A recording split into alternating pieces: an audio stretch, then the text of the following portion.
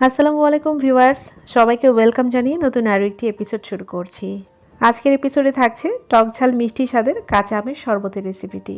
আর এই প্রচণ্ড গরমে টক ঝাল মিষ্টি স্বাদের কাঁচা আমের শরবতটা এতটা মজার এবং এতটা রিফ্রেশ করে দেয়, যেটা কিনা না টেস্ট করলে বোঝানো যাবে না।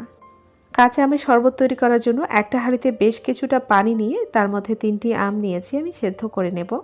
ঢাকনা দিয়ে ঢেকে আমি প্রায় 15-20 মিনিটের মতো এই আমগুলোকে সেদ্ধ করে নিয়েছি। প্রায় 15-20 মিনিট পর আমি আমগুলোকে হাঁড়ি থেকে তুলে নিয়েছি। আপনারা চাইলে আমের খোসাটা ফেলে দিয়েও আমটাকে সেদ্ধ করে নিতে পারেন।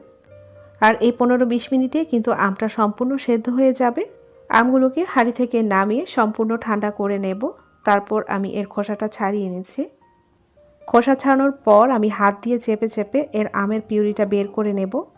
আপনারা চাইলে এই আমটাকে এভাবে সেদ্ধ করে এর পিউরিটা বের করে একটা এয়ারটাইট বক্সে ভরে ডিপ ফ্রিজে রেখে দিতে পারেন। আর ওই পিউরি দিয়ে কিন্তু সারা বছরই যখন মন চাইবে তখনই কাঁচা আমের শরবতটা খেতে পারবেন। আর এই 3টা আম থেকে আমি এতটুকু পিউরি পেয়েছি। এবার এই আমের পিউরিটাকে একটা ব্লেন্ডারের জারের মধ্যে নিয়ে নিয়েছি। এবার এতে অ্যাড করে দিয়েছি হাফ কাপ থেকে কিছুটা পরিমাণ বেশি চিনি, দিয়ে দিচ্ছি 3-4 টুকরোর মতো কাঁচামরিচ কুচি, দিয়ে দিচ্ছি 3 টেবিল চামচের মতো পুদিনা পাতা। আপনারা চাইলে পুদিনা পাতার সাথে ধনে পাতাটাও অ্যাড করতে পারেন।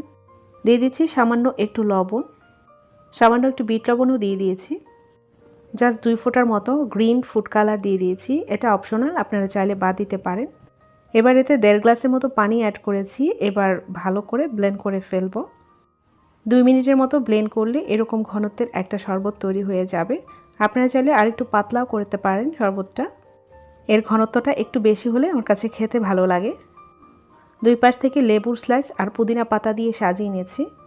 তৈরি হয়ে গেছে অল্প কিছু উপকরণ দিয়ে ভীষণ মজার কাঁচা আমের টকঝাল মিষ্টি শরবত। আশা করছি শরবতের এই রেসিপিটি ভালো লেগেছে। কাঁচা আমের সিজন থাকতে থাকতে এই গরমে একবার হলেও ট্রাই করে দেখতে পারেন। আর যদি ভালো লেগে থাকে তাহলে অবশ্যই চ্যানেলটাকে সাবস্ক্রাইব করে পাশেই থাকবেন। আবারও দেখা হবে নতুন কোনো রেসিপিতে ইনশাআল্লাহ। আজকের মতো এখানেই বিদায় নিচ্ছি। আল্লাহ হাফেজ।